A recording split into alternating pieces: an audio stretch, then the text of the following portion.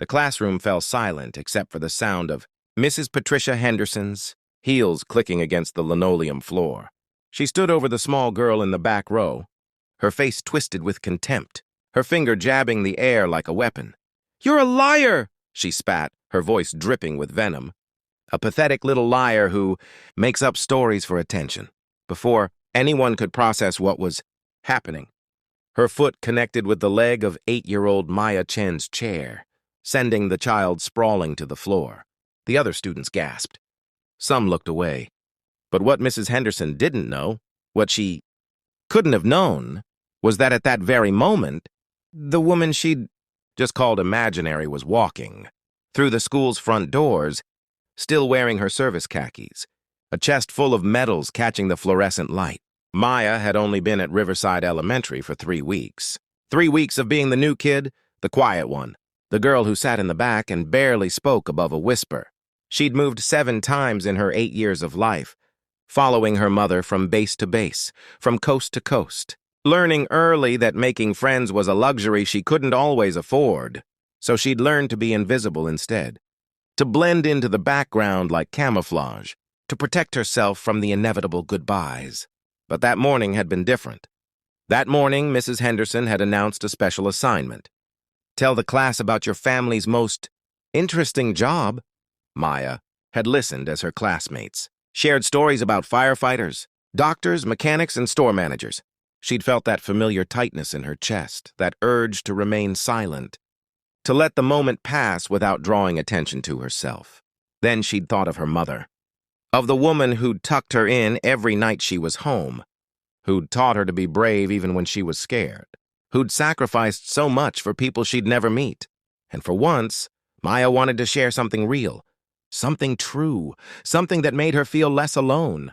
"My mom is a Navy SEAL," she'd said quietly, her voice barely carrying past the first row. The classroom had erupted in whispers. Mrs. Henderson had looked up from her desk, her perfectly penciled eyebrows raised in skepticism. "Excuse me?" the teacher had said, setting down her coffee mug with a sharp clink. Maya had repeated herself, a little louder this time, feeling heat creep up her neck. "My mom, she's a Navy SEAL. She's been deployed 4 times. That's enough." Mrs. Henderson's voice had cut through the air like a blade. She'd stood up, smoothing her cardigan, her mouth pressed into a thin line. "Young lady, I don't know what kind of school you came from, but here at Riverside, we value honesty and integrity." Maya had felt her stomach drop. Around her, some students had started giggling. Others looked uncomfortable, their eyes darting between the teacher and the new girl. "But it's true," Maya had insisted, her voice trembling. "She really is. She's coming today for career day.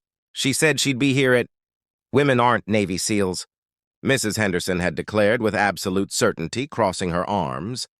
"I've been teaching for 23 years, and I know for a fact that the military doesn't allow women in those positions. What you're doing right now is called lying, and it's unacceptable." Maya had felt tears pricking her eyes, but she'd blinked them back. Her mother had taught her better than that. "It changed," she'd whispered. "They changed the rules. My mom was one of the first. But Mrs. Henderson had already made up her mind. In her world, order mattered. Rules mattered. And this slip of a girl, with her second-hand clothes and her quiet voice, was disrupting both. Over the next hour, the teacher's irritation had grown into something uglier. Every time Maya tried to speak, she was shut down.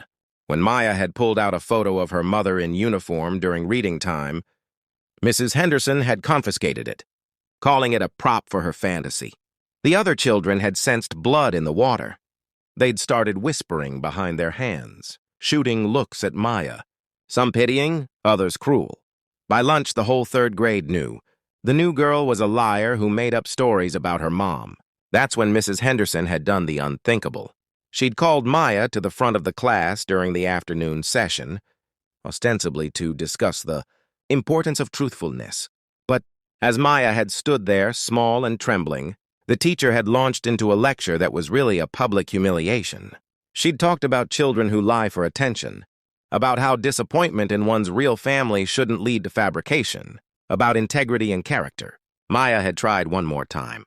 "My mom really is coming. She should be here any minute," she said. That's when Mrs. Henderson had lost her composure entirely. Years of frustration at students who challenged her, at a world that seemed to be changing too fast, at her own irrelevance in an age of Google and fact-checking had bubbled over. She'd stepped forward, her face flushed, and kicked the leg of Maya's chair. The child had fallen hard, her elbow cracking against the floor. The classroom had gone deathly quiet. Mrs. Henderson had stood there, breathing hard, seeming to realize what she'd done but unable to take it back.